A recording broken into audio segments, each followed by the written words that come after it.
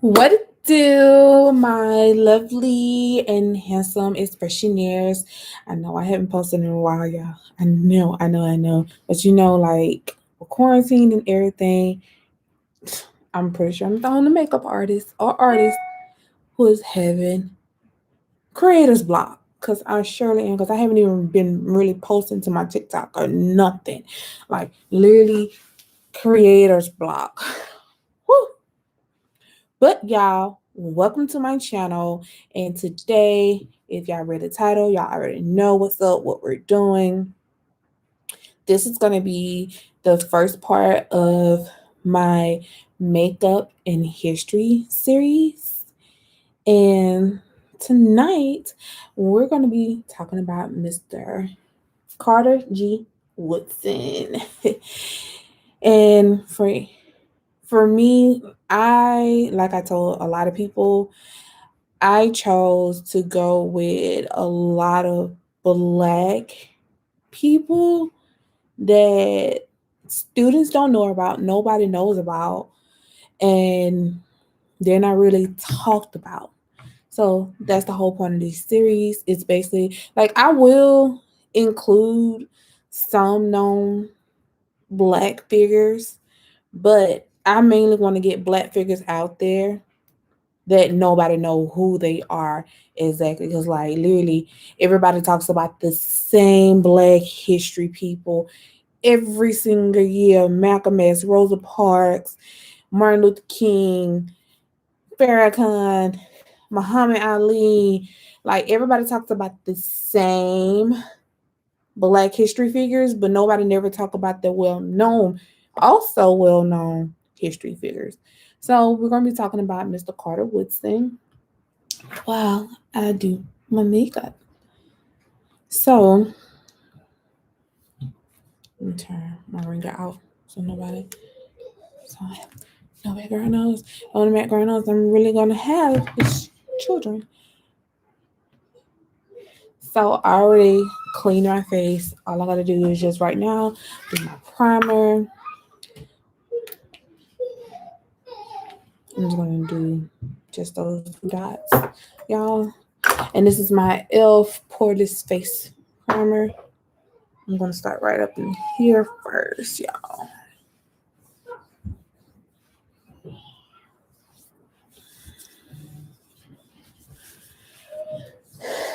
Okay, y'all. So let's talk about Mr. Woodson. Mr. Woodson, he was born December 19, 1875, and died April 3rd, 1950. He is a graduate of three colleges: Brea College, University of Chicago, and Harvard University. Mr. Carter is known as being the precursor of why we have Black History Month was started like literally on, but he's the reason why we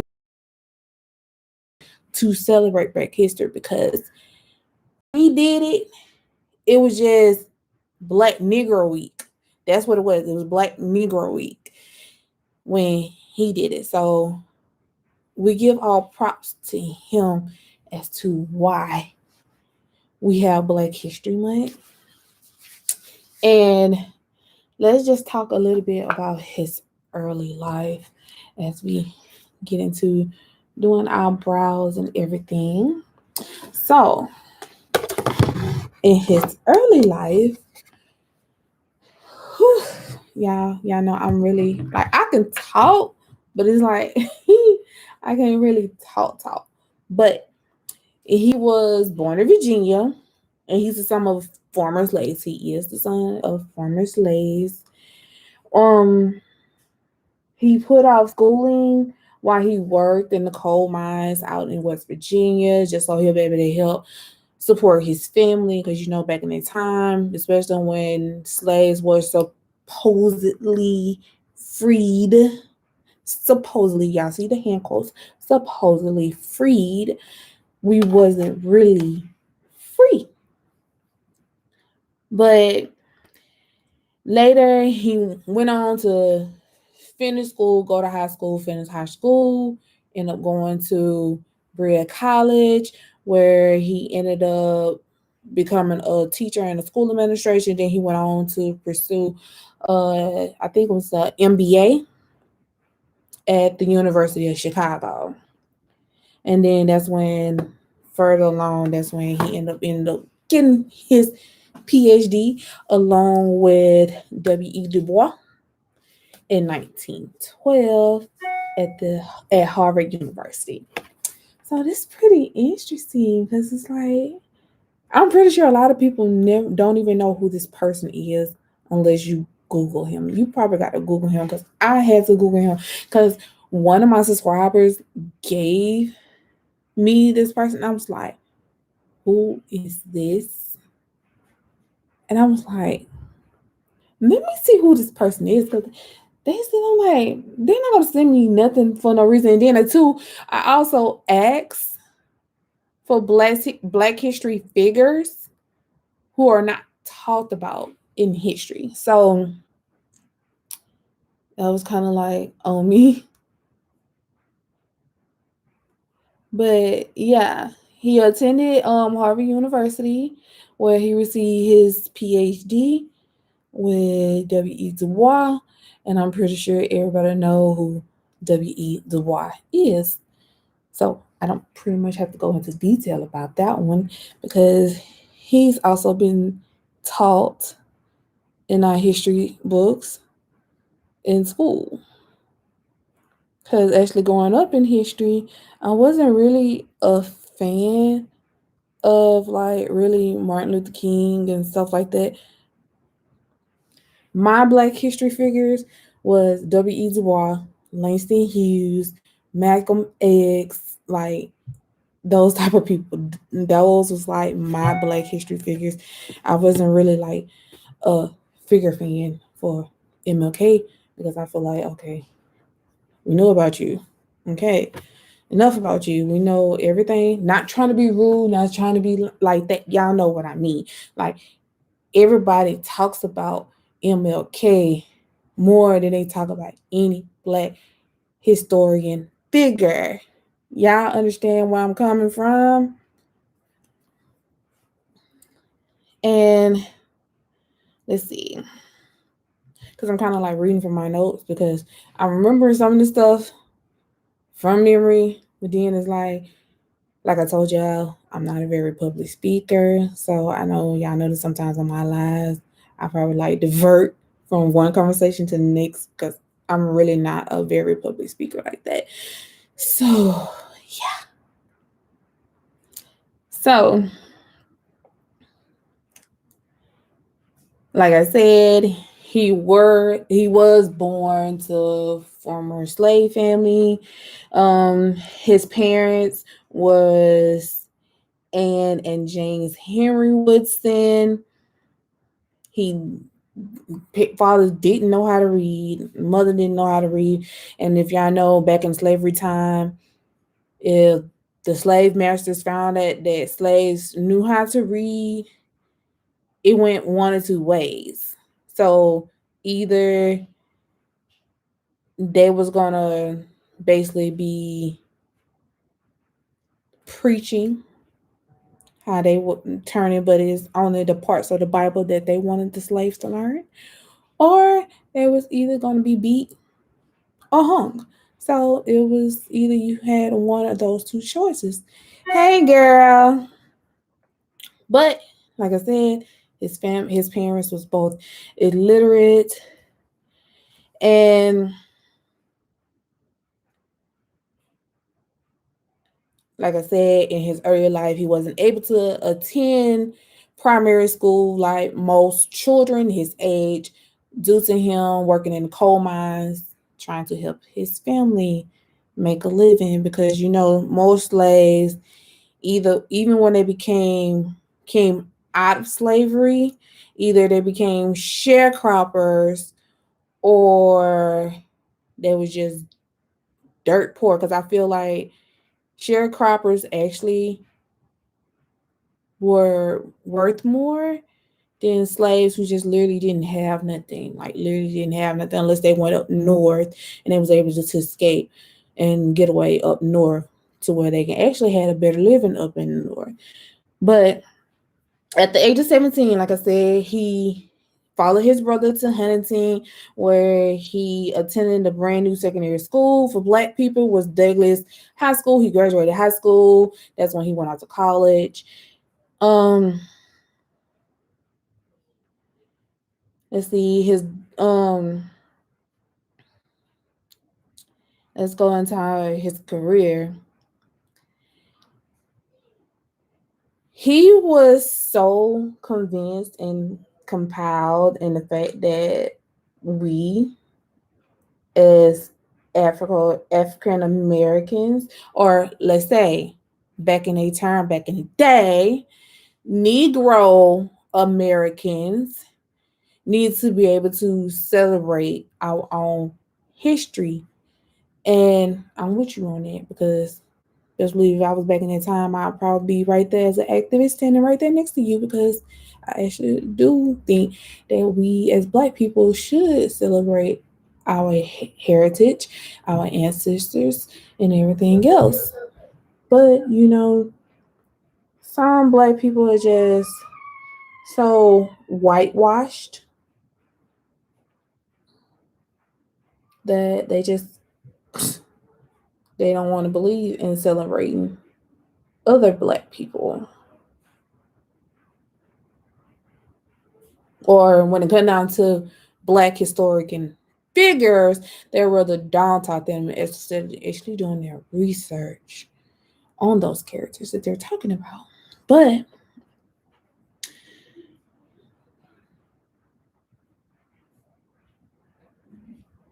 so he decided while he was at the University of Chicago, he decided to start Negro, Black Negro History Week, Heritage Week. And he did this along the side of William Hartgrove, George Cleveland Hale, Alexander Jackson, and James E. Stamps. And they founded the Association for the Study of Negro Life and History on September 9th, 1915 in Chicago. That year was the year that he published The Education of the Negro. Prior to 1861, his other books followed A Century of Negro Migration, which was published in 1918, and The History of the Negro Church, which was published in 1927. His work, The Negro in Our History, has been reprinted in numerous sections and was revised by Charles H. Wesley after Woodson's death in 1950. Mm-hmm. Didn't know this. Now I'm gonna really get into the good part. I mean, it's getting out, but y'all, it's like looking. I'm like, mm, I didn't know this. I didn't know this. But y'all know the schools today, they don't teach our kids Black history no more.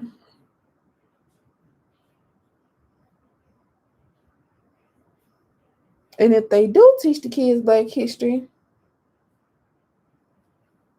it's only going to be a small part of Black history that's going to be taught.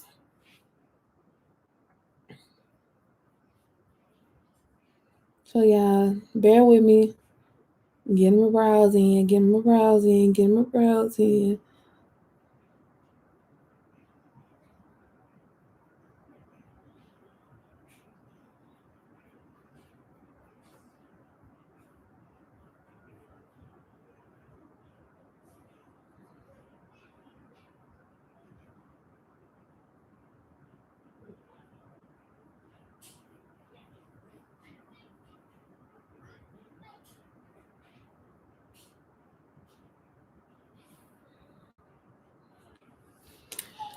I'm gonna set this aside because y'all already know I don't really do the front of my brows. I usually just save this part towards the end, anyways. because I just blend that in. That way, give it like a gradient look. But let's move on back to Mr. Woodson. Okay, Mr. Woodson, he believed that the education and increase in social and professional contacts. Did y'all hear that? He believed that the education and increasing social and professional context amongst black and white people could reduce racism. And oddly enough, there was enough white people who actually believe this as well. But whew,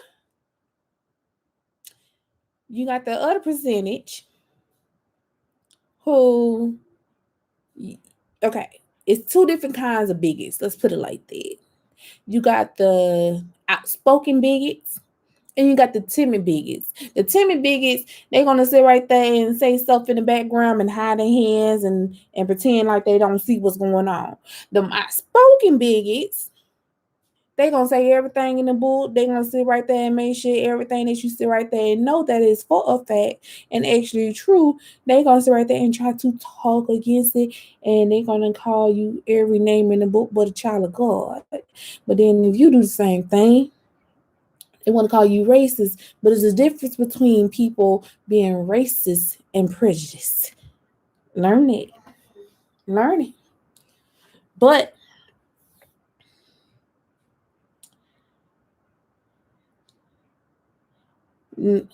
also to let y'all know, he did serve as dean. He did serve as a dean at Howard University. He did serve as a dean at Howard University. And he also served as an academic dean at the West Virginia Collegiate Institution, also known as West Virginia State University. And he did that from 1920 to 1922. And he got a lot of achievements. He got a lot of achievements. Yes, that's what we're talking about. Black excellence. Something that people think that black people are not capable of.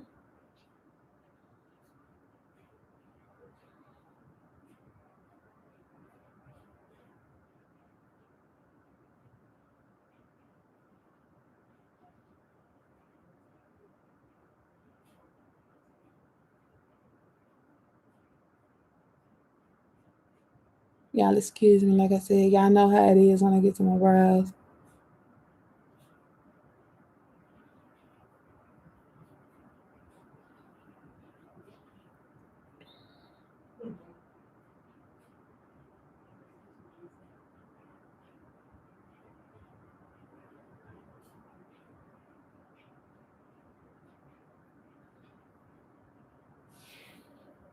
I'm trying not to make this live longer than 2 hours, but you know I gotta talk, I gotta socialize, I gotta talk with my people. I gotta talk with my people. Even though this is supposed to be a history and the education list, we still gonna have some fun. We're gonna have some fun, y'all. Okay, let me just do this under my brow real quick. Wait.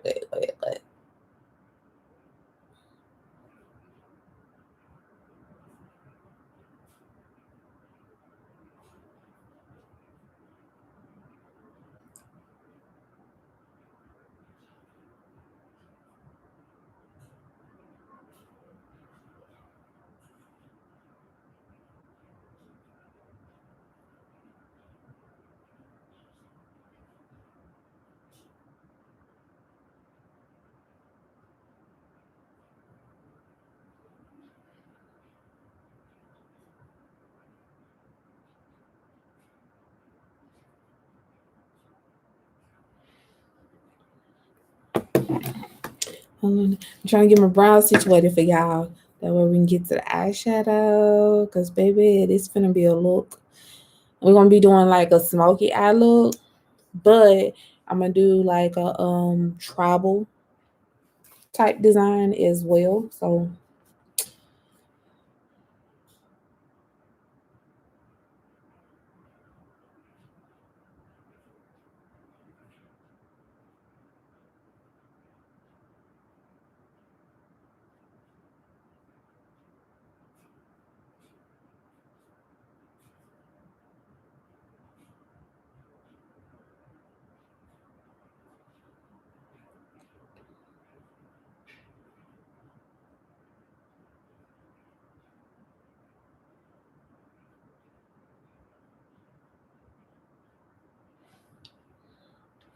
I know some people probably don't like using light concealer above the eyebrow, but I do. And it's really not as bad as people try to make it as long as you know how to blend.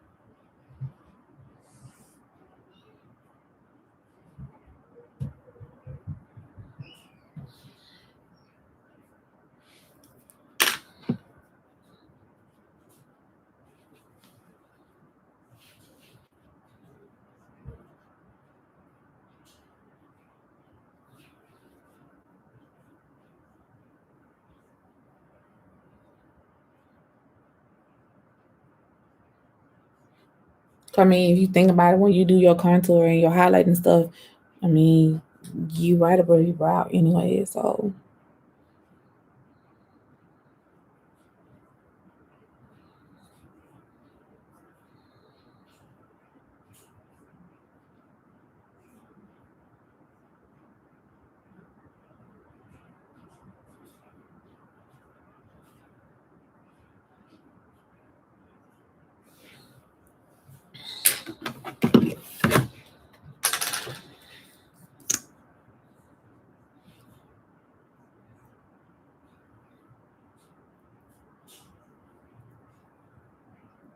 okay, we're gonna use our concealer as our eyeshadow primer.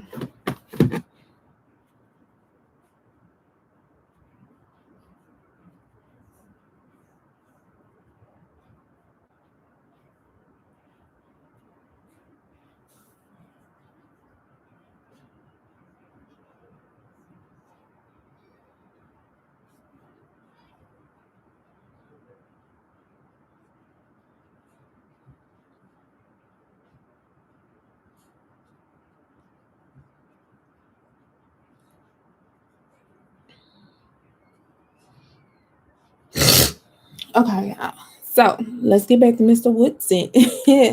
Let's get back to him. So, Mr. Woodson, he did devote the rest of his life to historical research. And he worked to preserve the history of African Americans and also accumulated a collection of thousands of artifacts. Whew. He was a hardworking man, y'all. A hardworking man. Okay, so of course, y'all already know I'm using my iconic palette by Loretta Cosmetics, and I'm going to go in with the shade Vivid. You know what? First, I'm a base. I'm gonna set my eyelid first, y'all. Set it first.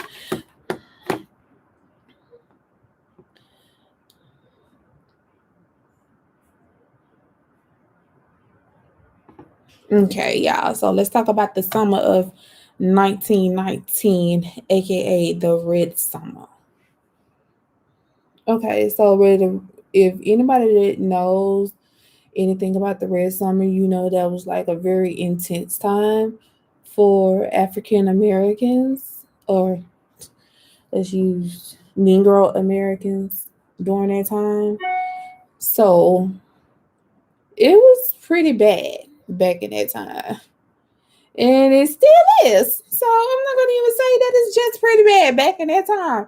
It's still pretty bad even today. So I see where it has not really gotten any better for real. But let other people tell it, oh, y'all have the same rights. Y'all just want to sit right there and just ride off the backs of your ancestors. No, we're not trying to ride off the backs of our ancestors. We don't want to go through the same thing that our ancestors went through. That's the difference.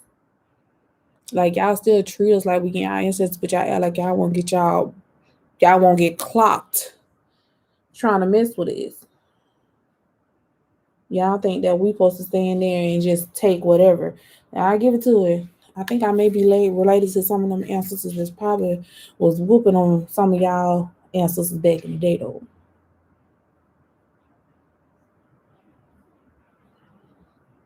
In person, I just feel like I got a little Harriet Tubman in my blood or Sojourner Truth in my blood.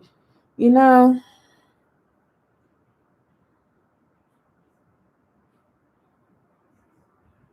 I probably do.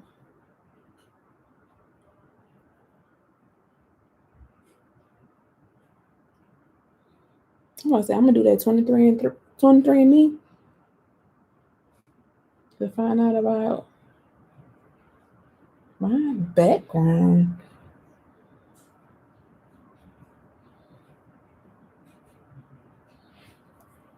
Even if I don't have ancestors that wasn't slaves, I'm still gonna be for the movement. I just feel like some of the our black people, they just feel like they shouldn't be for the movement or they aren't for the movement because they feel like, well, y'all don't know if y'all ancestors was a slave or not. Y'all just in right there being all for movements and everything else. We for the movement because we're black. That's why we're for the movement. We ain't gonna be for the movement just to sit right there and be part of the movement. No, the movement is us. The same way Native Americans have their movement, some blacks have Native American in their blood, and y'all should be part of that movement as well.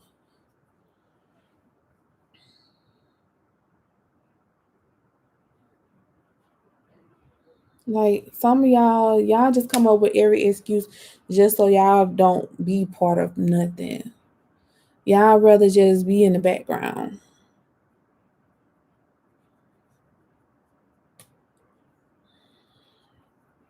And then y'all be the same ones crying but when stuff don't go your way. Yeah. It's never gonna go our way when they only hearing the voices of some of us. They need to hear the voices of all of us as a whole, not just some of us. All of us as a whole. And that's what Mr. Woodson stood for. He stood for preserving our history. He stood for preserving our rights. Like you got to think about it. The NAACP been around well before Dr. Martin Luther King was born, well before Malcolm X. The NAACP been around since 1800s. Like it's been around. It ain't something that just started. It's been around. I don't know why people just act like stuff just ain't there.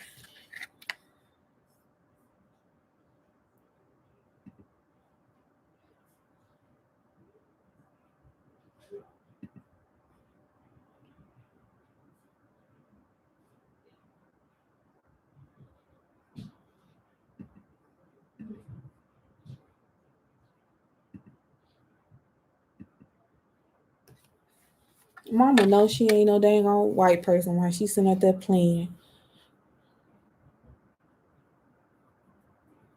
But yeah, people like Mr. Woodson, him and the others along with him, they fought for our right to be able to have this money.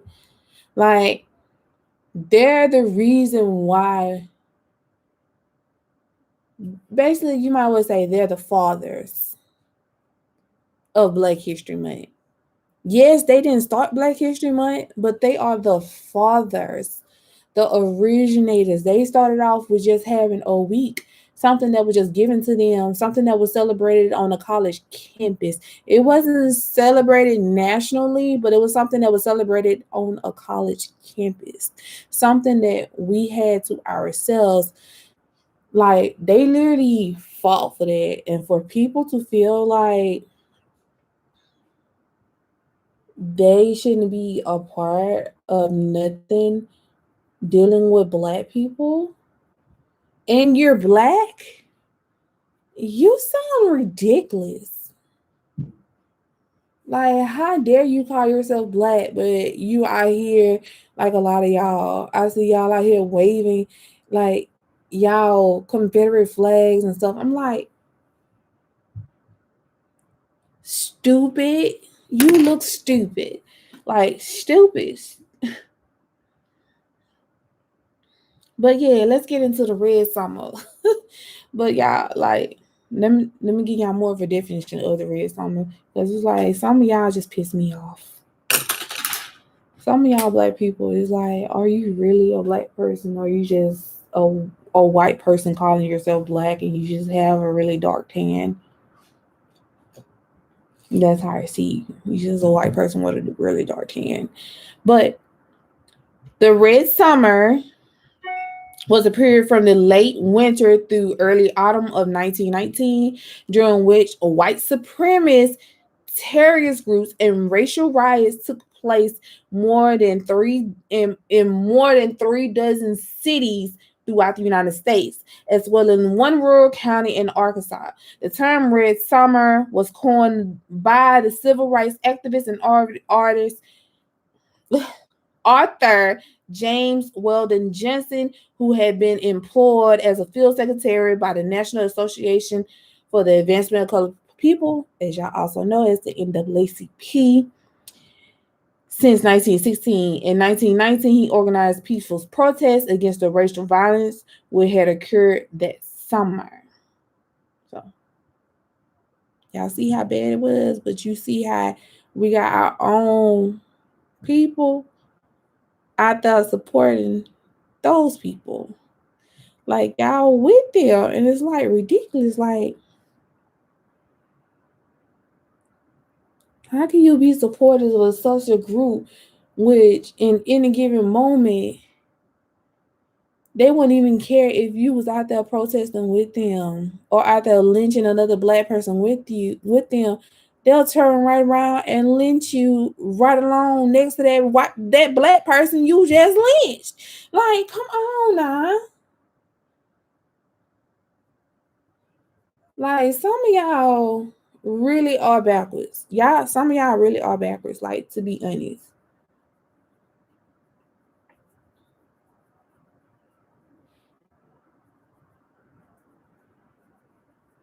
A lot of y'all are backwards as if. And I don't understand.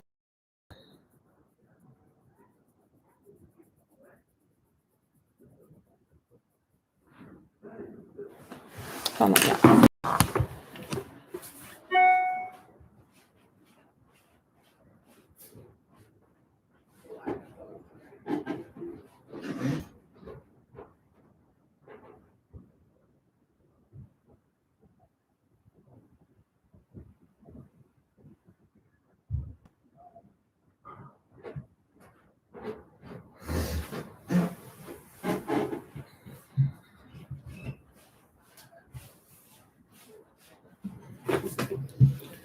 Okay, y'all. I'm back. I'm back.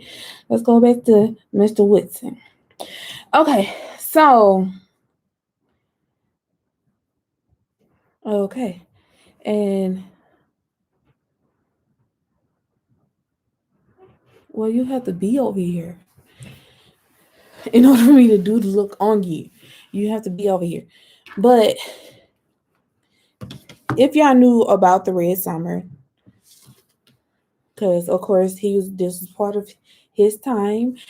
The Red Summer, over 1,000 people that was majority of whom y'all already know were black, and it was some white people who actually supported the blacks, just like the civil rights movement. You had white peoples out there getting killed along with black people.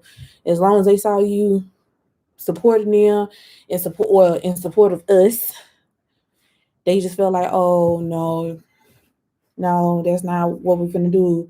You finna be lynched right along with them. And that's how they saw you. You was no longer their brethren. You were just part of us.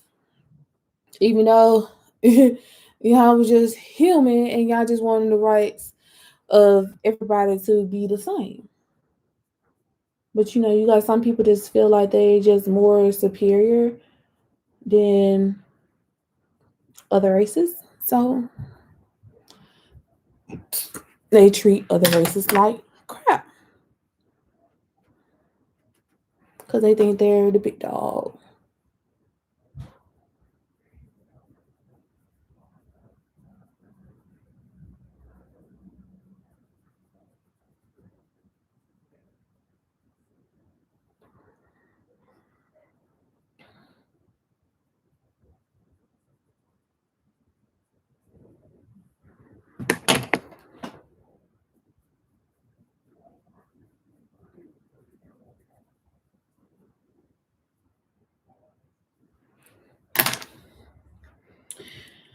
Whew.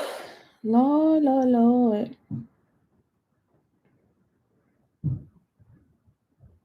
So in the 1920s, y'all know the Roaring Twenties.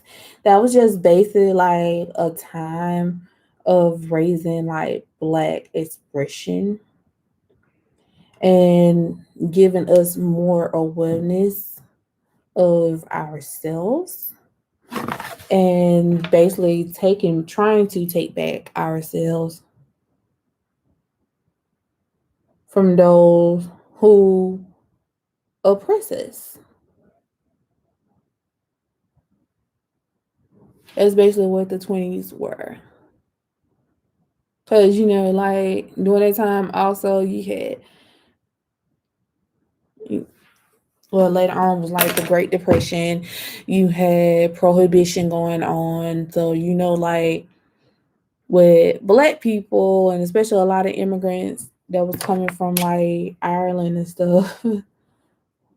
you know, those people who even didn't consider like even the Irish people as part of them. We were the ones who they was coming to when they needed their alcohol. They were sleeping with our women and they didn't want their wives to know, find out. But yeah.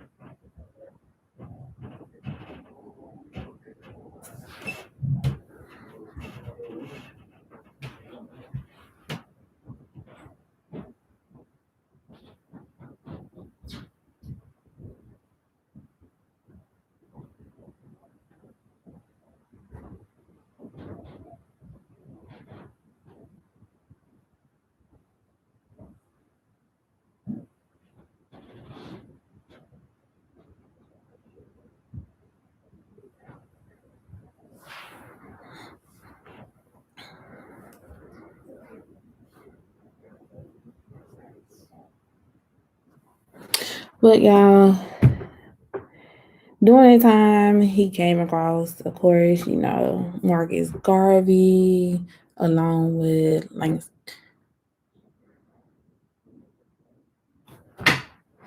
I'm trying to make sure I read it right. Yeah, he came across like during the Harlem Renaissance and stuff. He came across like other African Americans that like himself that was fighting for equality, like Marcus Garvey, and Woodson himself would be considered by other Black Americans to be one of their most important community leaders who discovered their lost history. Woodson's project itself was for the purpose of giving Black Americans a history to be proud of and to ensure that the overlooked role of Black people in American history was acknowledged by white historians. Because y'all already know when it comes to these white historians and our history, they're always trying to wash us out. Like out of our children's history books, it's like they don't want the children to learn about our history or anything.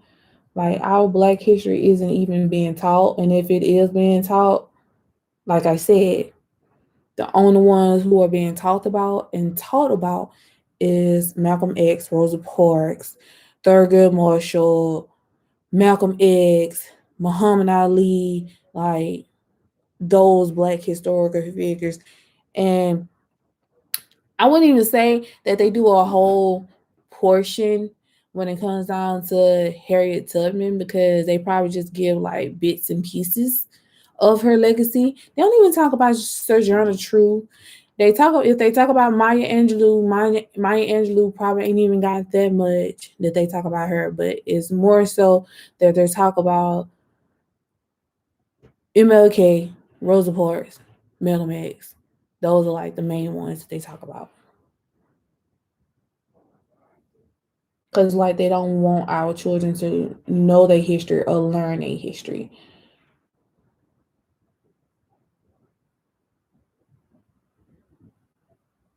Because I can personally say that since my kids have been in school, I haven't heard them say anything about a Black History Project or anything.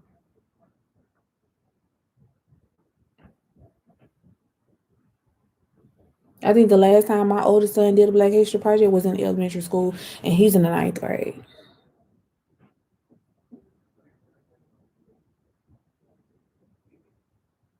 No, no, take that back. The last time he did a Black History Project was when he was in the sixth grade. That was the last time he did a Black History Project.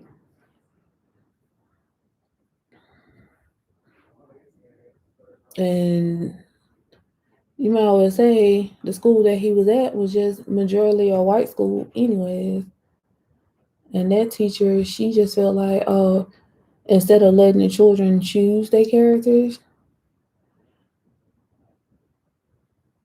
she gave the children characters, for which me personally, I thought that was unfair because you're not even giving them the choice or option to choose someone that they want to talk about.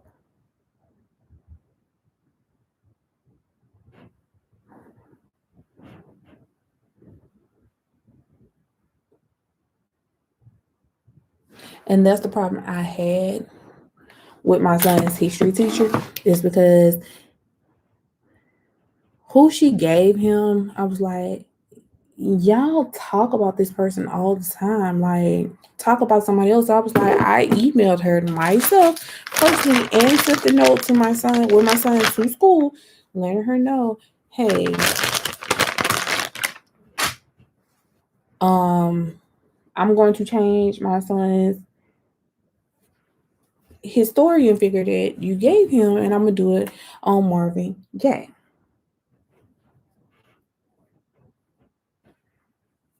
Because when it comes down to music, people barely talk about him. They mainly talk about like Billie Holiday, Satchmo, Michael Jackson, Prince.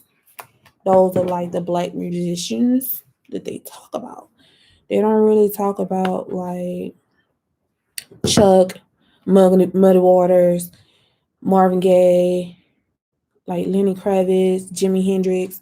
They don't talk about those black musicians. They only talk about like the main black musicians that they choose to want to talk about. So I was like, yeah, I'm going to change.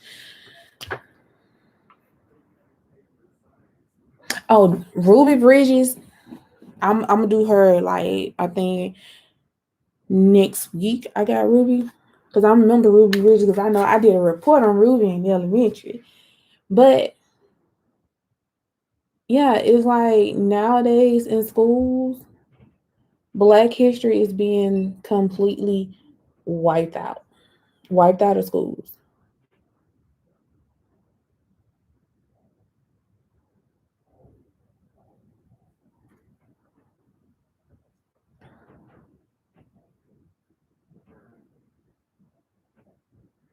Because, like I said, Black history actually came to be known as a national holiday in 19 well no it was brought to Congress in 1969, but it became a known national holiday in 1970.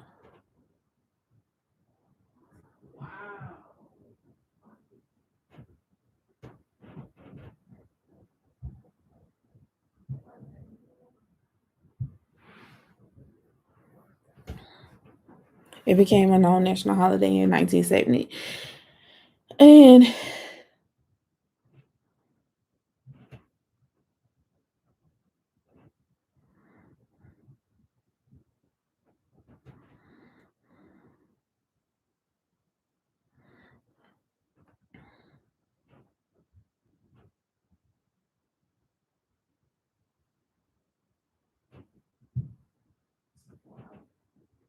And also like when, just to let it be known, when he was going through the process of trying to get just a week in February to Black people, yes, he had his hardships, but he was able to get the funding that he needed from a few white philanthropists, um, such as Julius Rosenwald, George Foster Peabody, and James A. Dillard, elected to the board of the Association for the Study of Negro Life in Hudson. History. Woodson preferred the white patrons, such as Rosenwald, who were willing to finance the association without being involved in its work. So it's basically like,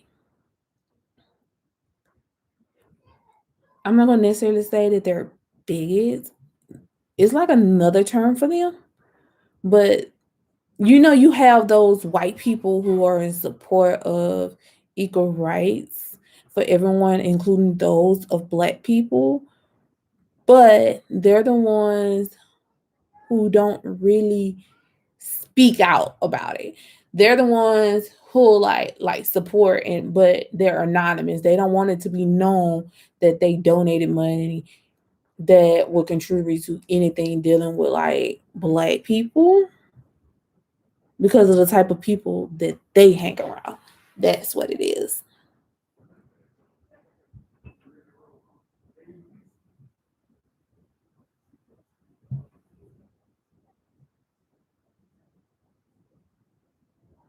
But during this time frame, I wouldn't say that I blame them. Like right now in time, if you're doing this, it's kind of like you shouldn't be too scared to come out, because I feel like if people actually knew that you was doing this, especially like if you're like one of those CEOs who owns like a big name store, and like you're supporting like, here's a donation to Black Lives Matter, here's a donation to Native Americans, like people will real deal be in support of you. Like you wouldn't even have to worry about losing money out of your pockets. It's like you'll have more support from those people who actually support those organizations and who support those people. Like you understand what I'm saying? Like during that time, like I can understand as to why they kind of just like handed him over the money and was like, look, here's the funds that you need. If you need anything else, just let us know. And they had to like do it discreetly, because like during that time, if the KKK or any other like the white supremacist groups back in that time found out that you're supporting, like if you was a white person just basically just supporting anything Black, they wasn't just coming after you, they was coming after your whole entire family. Like they was literally going to be shooting up your house. You have a whole cross burning on your lawn. Like your house may be set on fire while you and your family is sleeping in it in the middle of the night. Like you don't know. So I can't really blame them for like keeping hush hush and keeping on the low about like giving him any type of donations.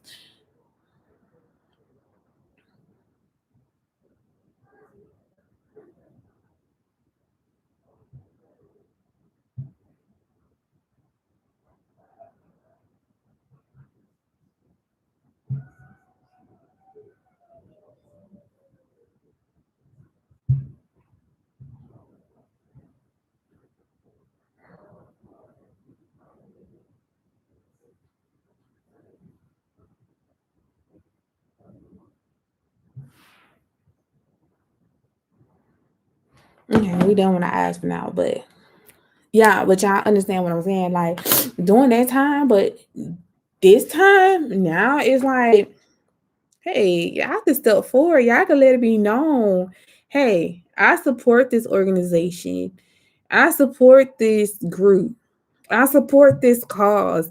Like, you don't really have to be scared to let it be known that you're supporting what you believe in. But back in that time, whew, that was the worst time to be anybody of color or to be a white person supporting anybody of color. That was like the worst time, y'all. But in 1926, Woodson pioneered the celebration of Negro History Week, designated for the second week in February to coincide with the marking the birthdays of Abraham Lincoln and Frederick Douglass, the Black United Students and Black Educators of Kent State University, expanded this idea to include the entire month, including beginning February 1st in 1970. Since 1976, every U.S. president has designated February as Black History Month. So let's talk about his death and his legacy. Let's talk about his death and his legacy.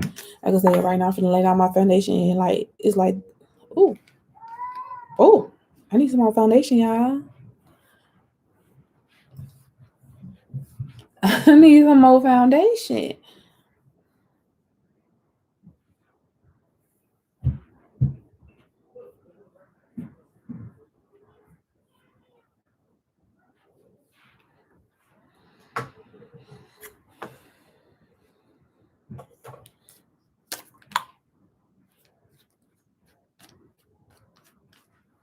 Oh, that's not good.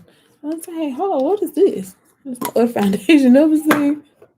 Hold on. First of all, this is gonna be too late for my skin, anyways, y'all. So I look crazy trying to use that.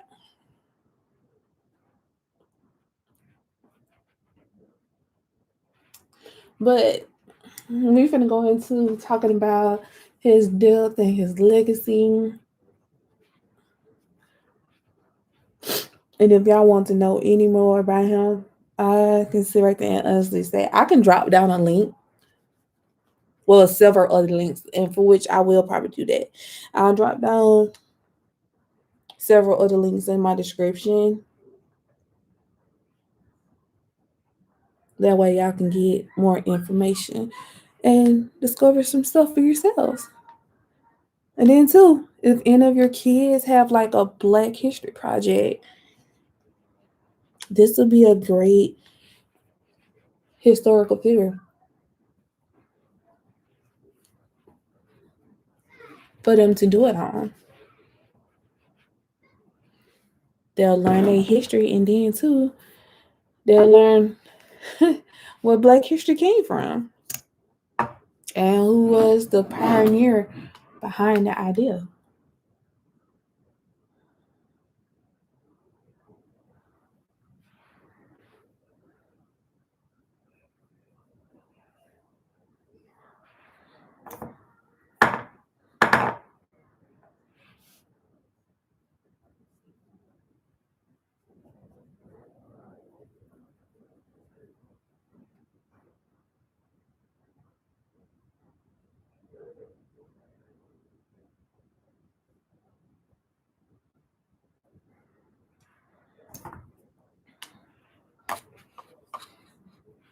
It's kind of hard to hold your mirror and try to do this at the same time. So,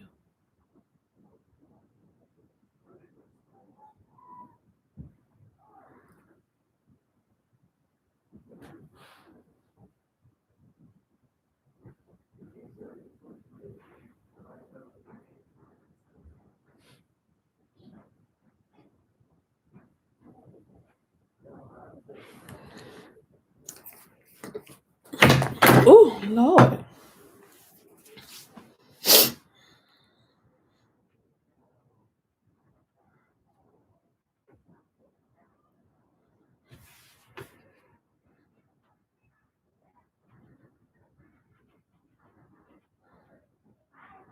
That's one thing I could say. I could just put the product right up in this area and then just spread it out with no problem.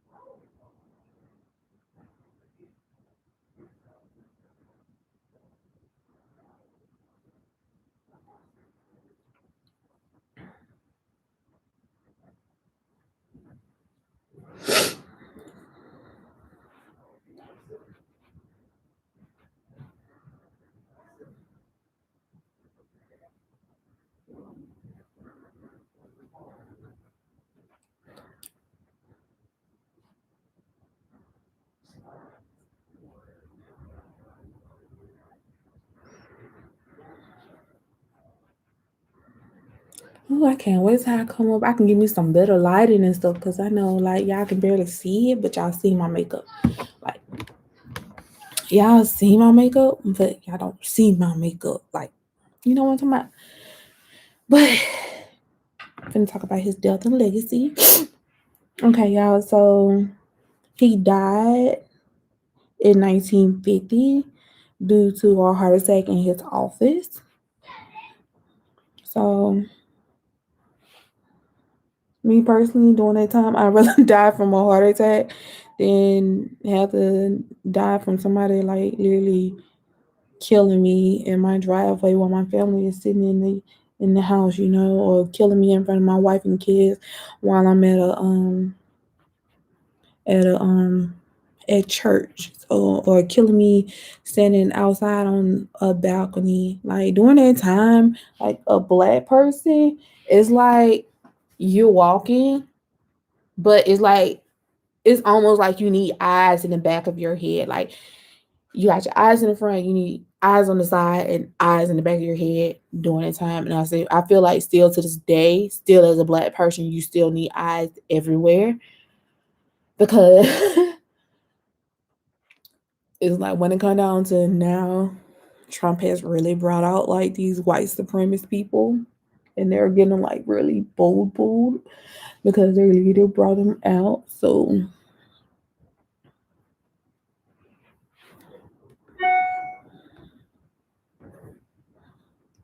their leader brought them out. So now it's just like, yeah, we bold, we about that, we about that. Yeah, y'all gonna be about that. Y'all gonna get stirred and get clapped.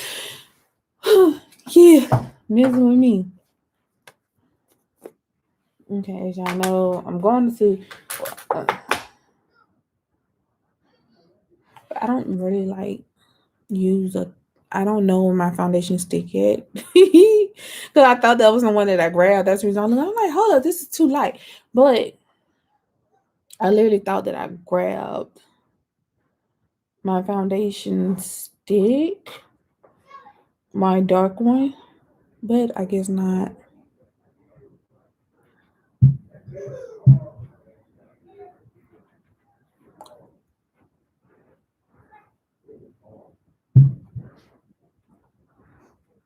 And like I said, yeah, I don't really like bake.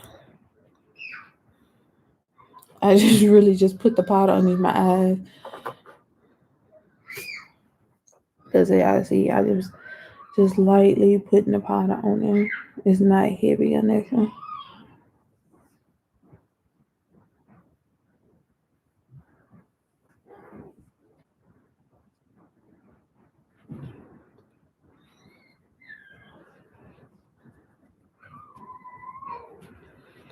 But yeah, like I said, he died of a heart attack while he was at his office within his home in Shaw, Washington D.C. This thing everywhere. And that was on April 3rd, 1950, at the age of 74. He is buried at Lincoln Memorial Cemetery in Suitland, Maryland. Um, I just feel like when it comes down to Black history, schools need to do better. They really need to do better and putting Black history out there and putting it in the forefront, because right now I just feel like it's just being pushed out to the back, and they're not caring for these children to, especially for Black children themselves, to learn a history.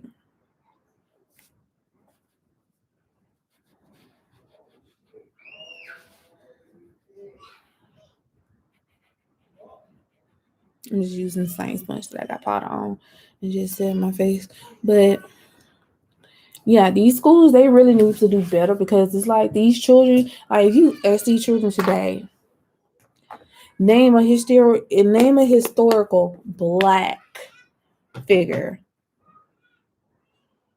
that isn't anybody but MLK, Rosa Parks, Malcolm X, um, Thurgood Marshall,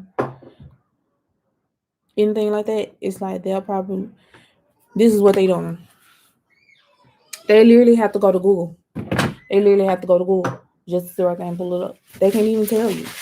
And if they can tell you, I'm gonna tell you one thing: it's not school that taught them that. Either they going to a Black History Museum, or they got some good parents or some good relatives that's gonna teach them their history. And kudos to y'all that are teaching these kids their history. Kudos to y'all. All these children should know their history. They should learn their history. They should know about their history. They should know what their ancestors had to go through and had to fight for in order for them to have the freedoms that they are required to today. Because most of these children, especially these children that are born, these Black children at that, these Black children who are born privileged, they don't know nothing. They don't know nothing.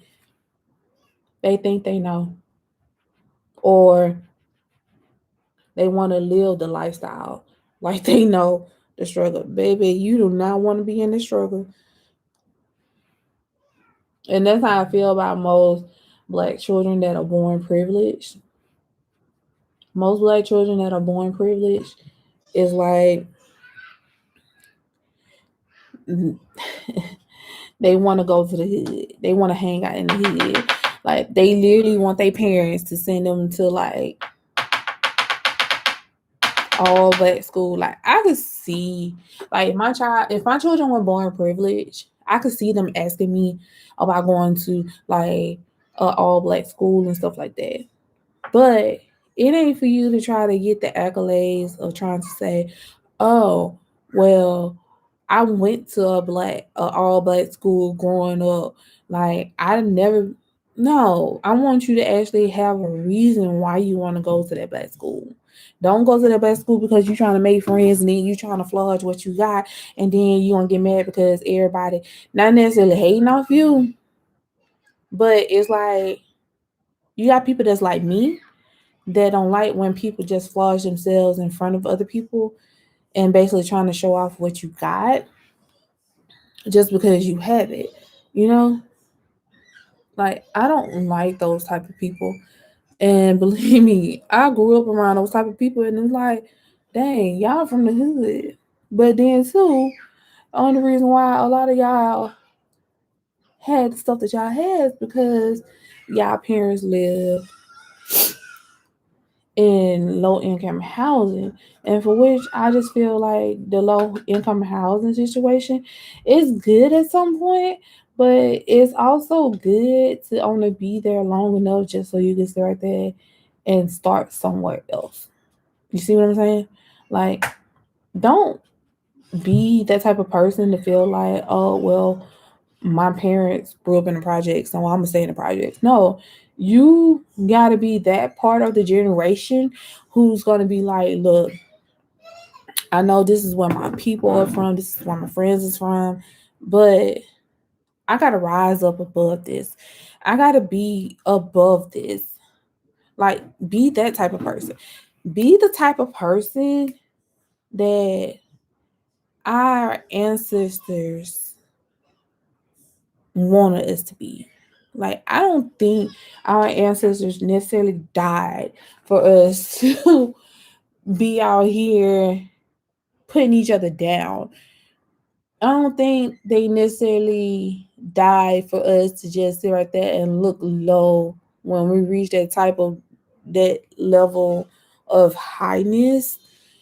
They wasn't like that. They didn't do all that. Like, especially if you know your ancestors was like slaves and stuff. So that means like they came from that thing. And to be literal, most people ancestors, yes, I can sit right there and count for. Yes, your ancestors probably were kings and queens. But once they made it over here and they were slaves, baby, they wasn't no king and queen no more. They were slaves. So they had to get it out the mud, and you got to do the same thing. Like, you got to have that same hustle mentality.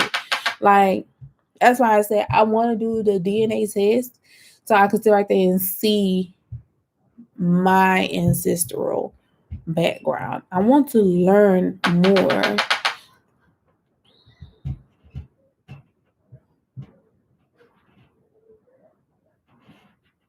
I want to see where my people came from. Like, you feel me? Like, I want to know if they was born kings and queens that were kidnapped and brought over here, or who were sold to the white people by their own people. I want to know. I want to know my background.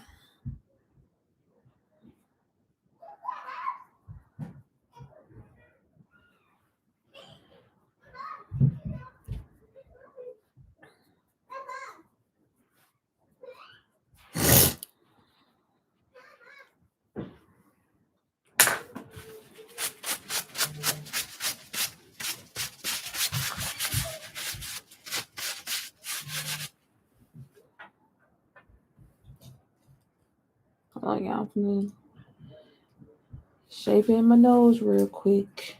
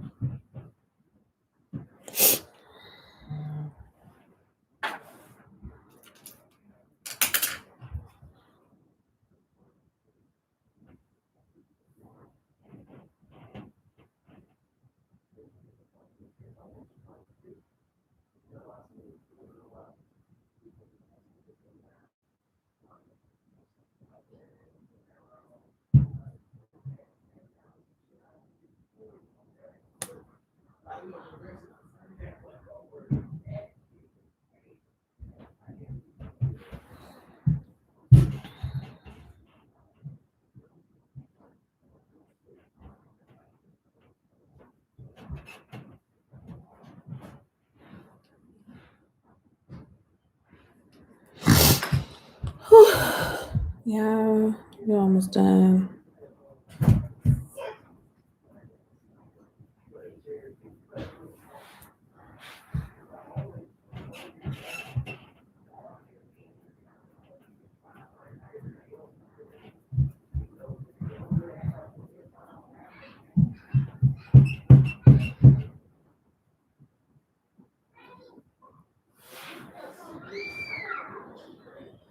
Baby, I always gotta make my sure my brows on point. My brows got to stay on point. Okay. Next on that, we're gonna move to the brush real quickie. But y'all gotta sit right there and look at what our ancestors like fought for and why some of our ancestors like chose like I understand people like being scared and everything else, but it's like our ancestors. It's like some of them just felt like, especially if they came over here with like their children, so they felt like I want to jump off this ship. I want to jump off this boat. I want to go kill myself. But it's like it's they didn't just think about themselves. They thought about their children as well. So I know a lot of people just feel like some slaves just chose to be slaves and some slaves was just those brave ones. But some of those slaves was just they want nothing about being scared. They just chose their life over dying. That's what it was. Because you got to think about the slaves that was being brought over on the ships and everything. So it was like many different tribes. It was many different tribes. So like each tribe had their own like beliefs when it comes down to like killing yourself and everything else. They had their own beliefs.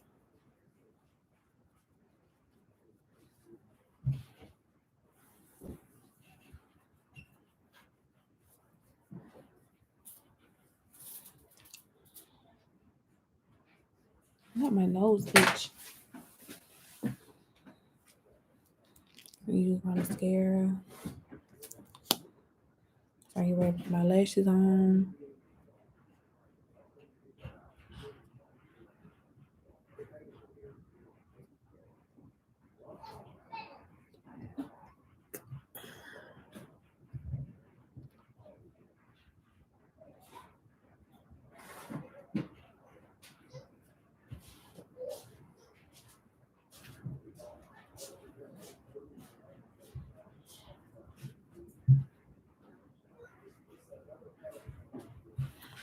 I wish I would have had like some black makeup lines I could use, but y'all know I'm your favorite broke makeup YouTuber, so I ain't got no money, so I can't do it. But if I did though, y'all already know, like I would have came out with a full line of just black brands. Like even though I know some of the black brands are owned by a white company, but I'm saying like black brands, as in those who like Rihanna, Crayon Case, Juvia's, all that.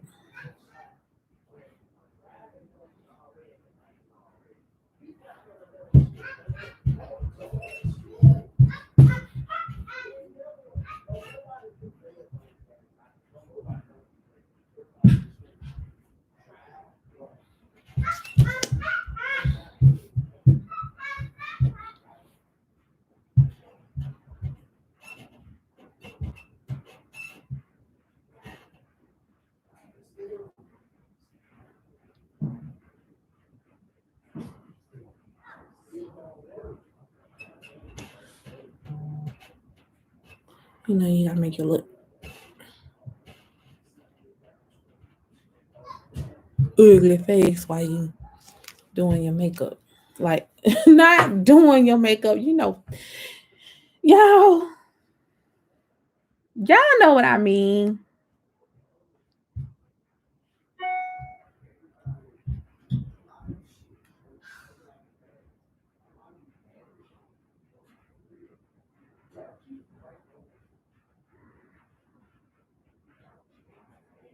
You gotta do your little ugly face while you're doing your mascara. Y'all know where I was going with this.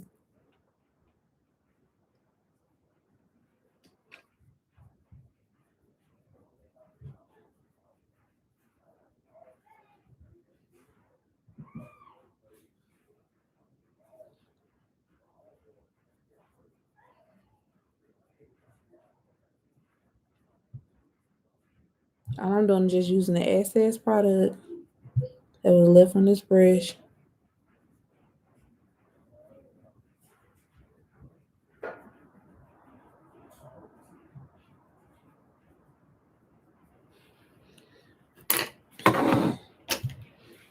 Go ahead, I'm getting ready to do my lashes, y'all. Y'all know this look was not going to be complete without lashes. And it's not the end of the look, yo, but you know. You know.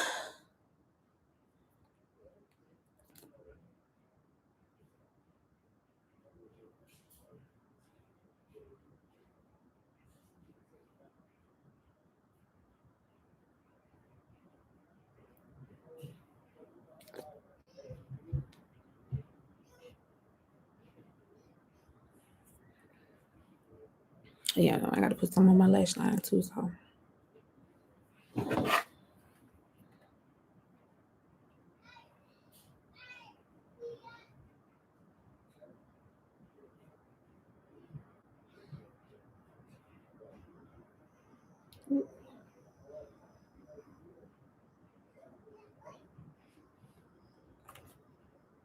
I'm gonna use the black lash glue like if I have on like my eyeliner, but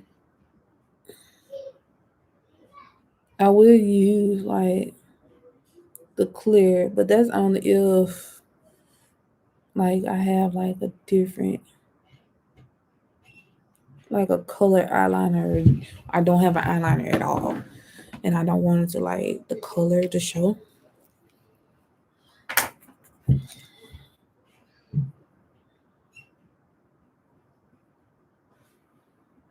Didn't I bring a highlight over here? Or didn't I? Y'all, I just feel like I'm tripping. Oh.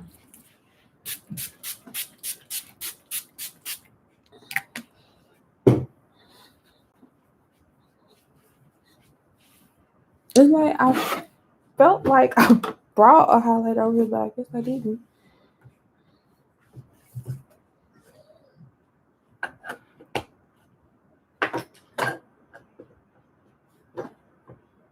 I really guess I didn't, y'all.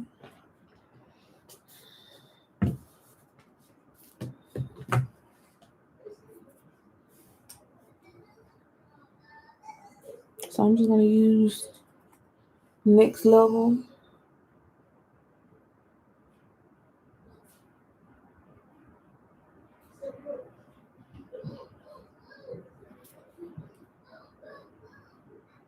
Out of my iconic palette.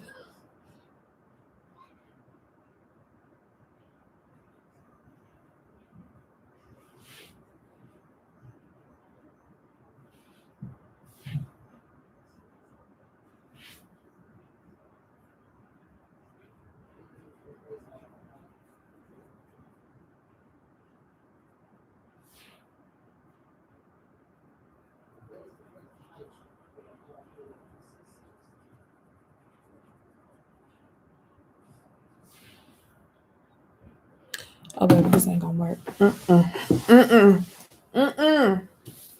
You already know how I am, y'all.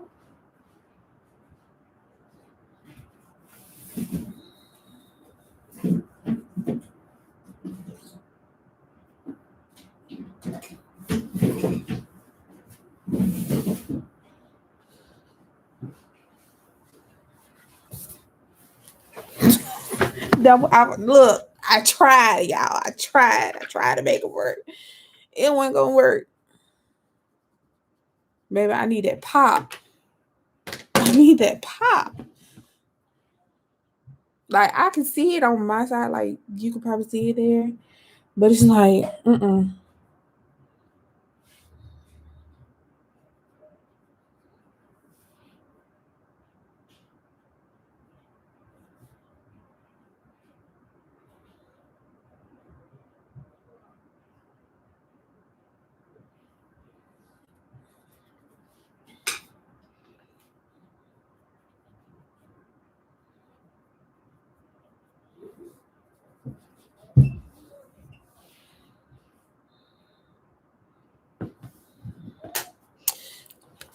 I'm gonna get this settled so I can get my Metro palette so I can baby do the design on my face.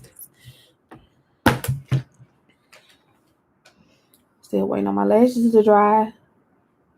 They taking forever.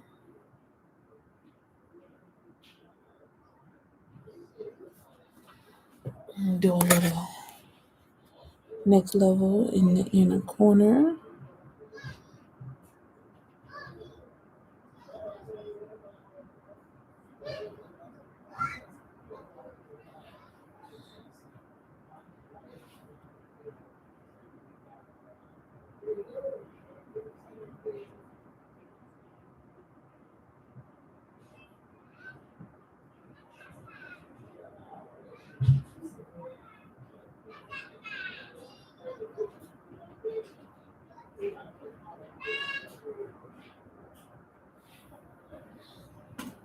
Ooh, baby, that's popping.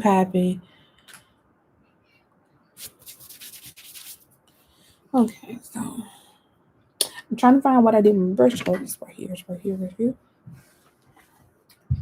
Oh, wrong brush. It is. I actually got two of them because I'm gonna need black and white. So hopefully my lashes.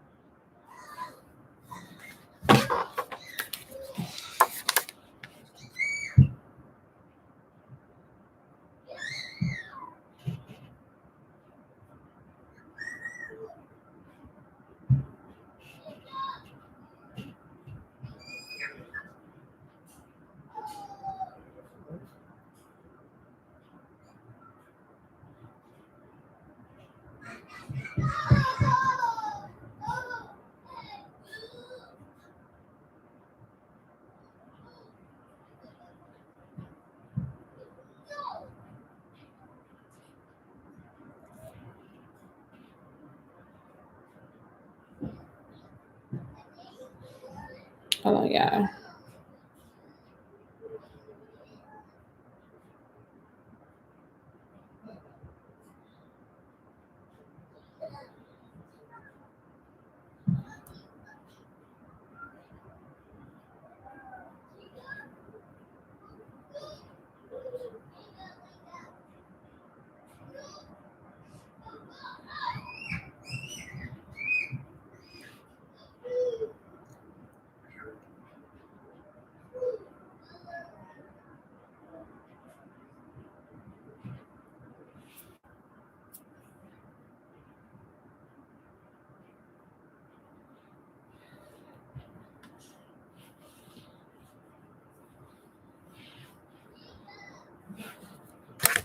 I have to switch hands because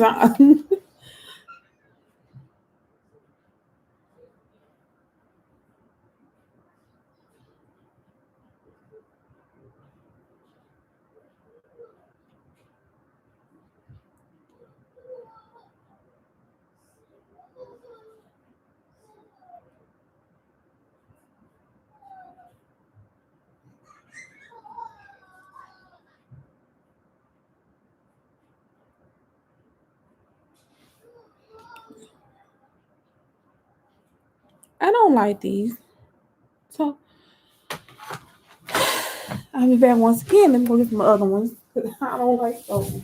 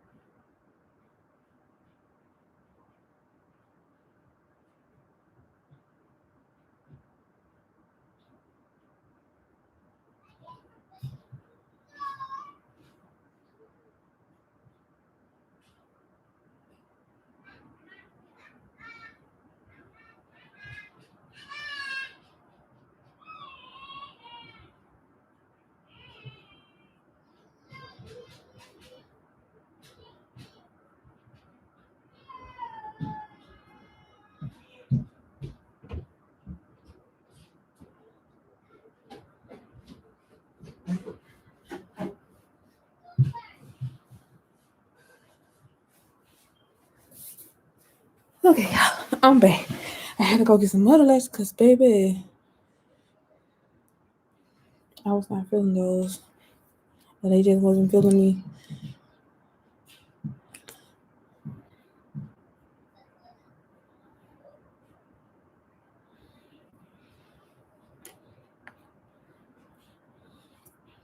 I just need me like a whole stockpile of lashes.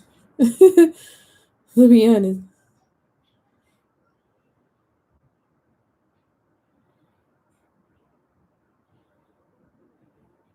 That's what it is. I just need a whole stockpile of lashes. While I'm waiting on that, I'm gonna go ahead and do my lips.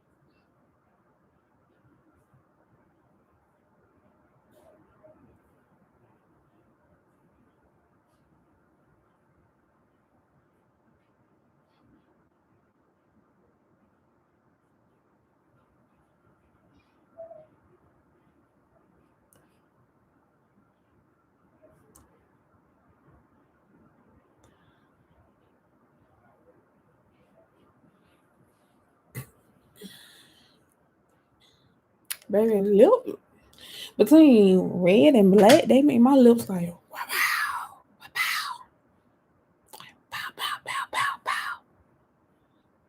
Oops, I have to glue everywhere. We'll get down in a minute to our design because it's not gonna really take me long to do the design. So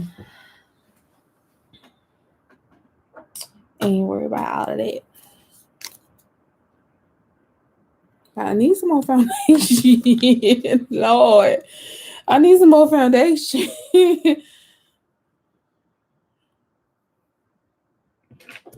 I need to do my eyeliner. No, I'll redo it when I put my lashes on. She should be ready for me to put on.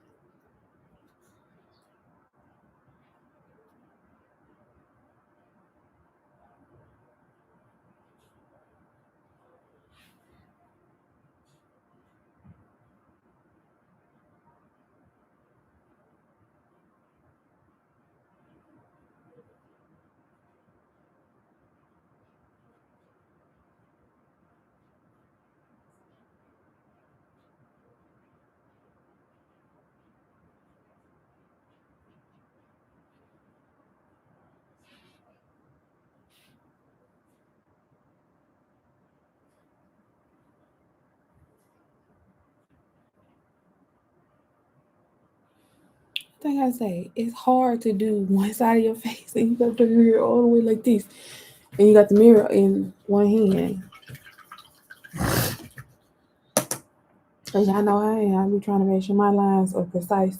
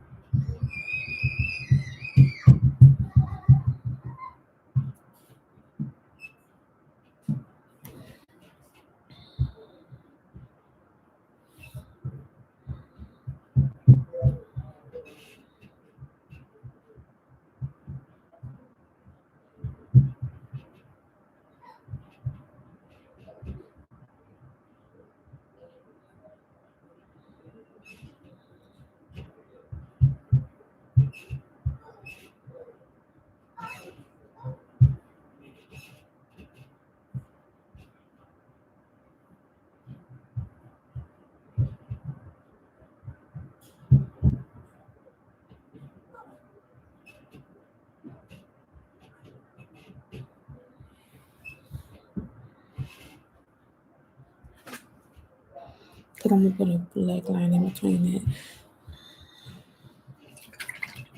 Let me see. Go ahead and put my lashes on before they get too dry.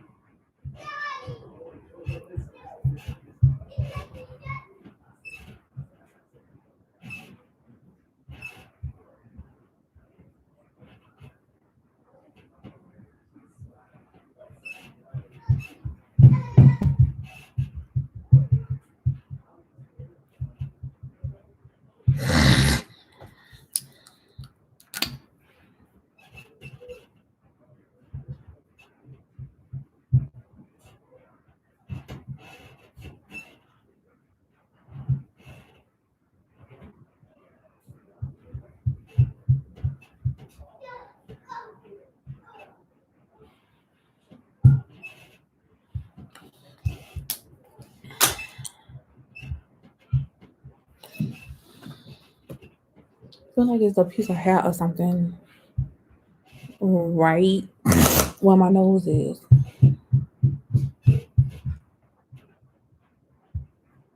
And it's so annoying. It's so very annoying.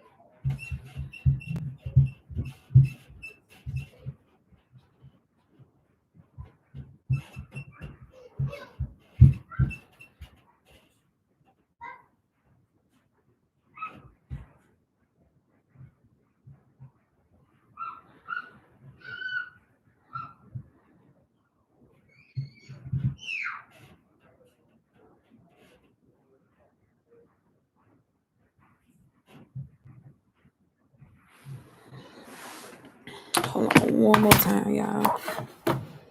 One more time.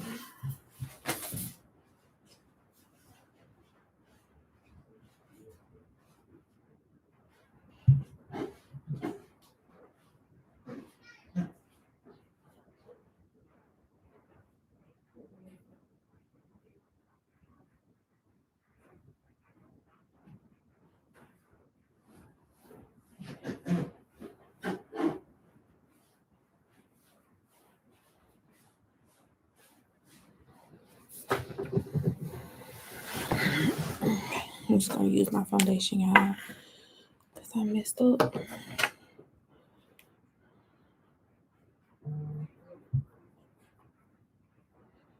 I was trying to look for something else I could use, but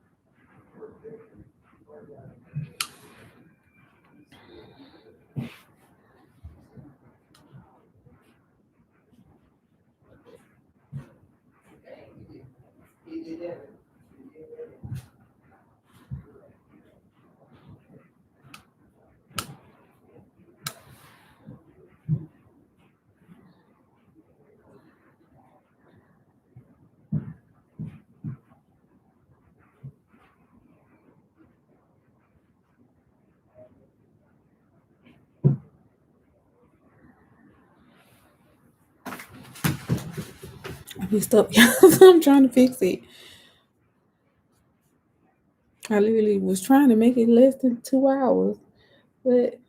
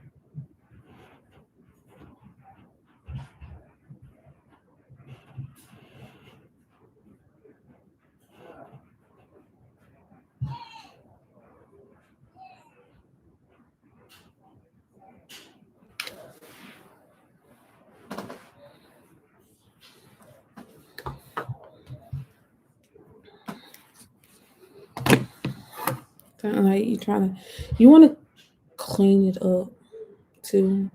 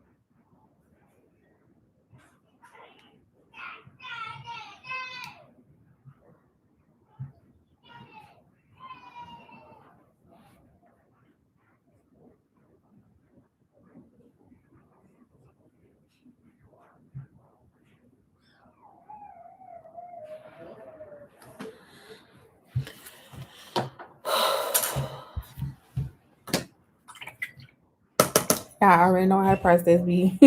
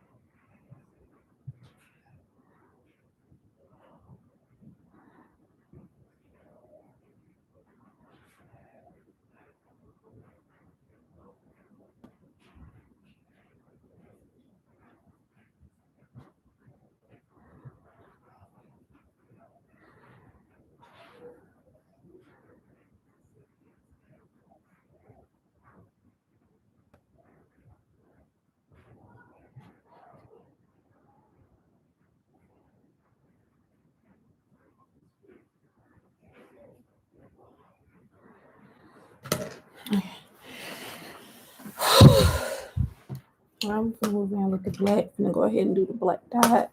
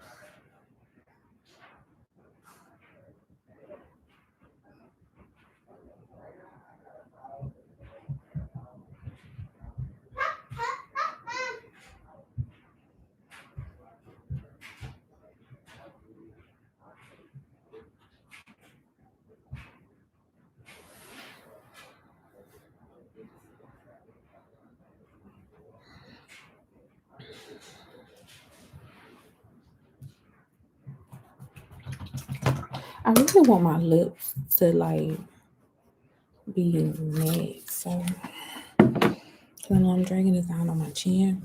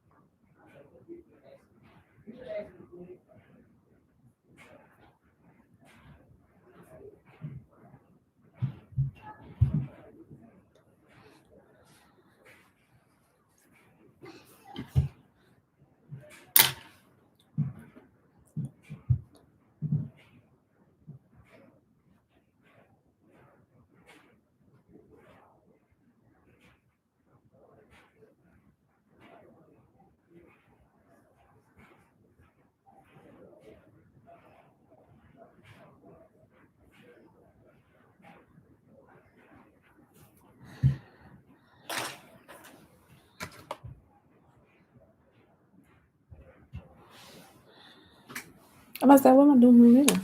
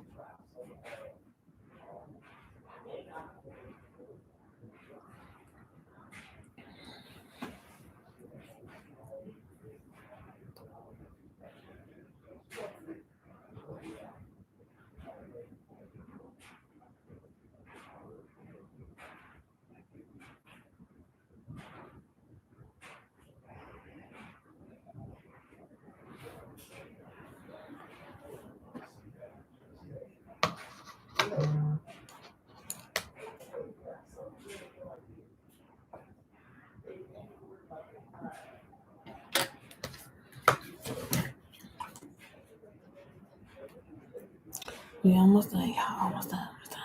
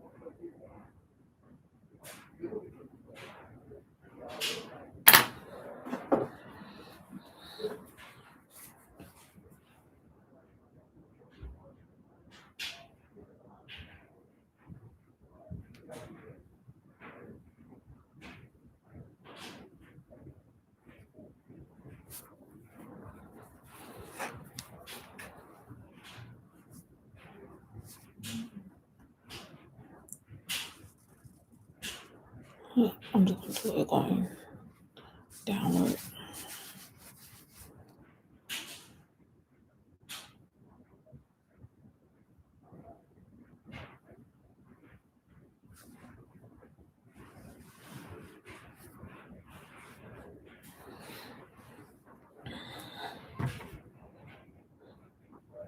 This is like the difficult part, is the neck part.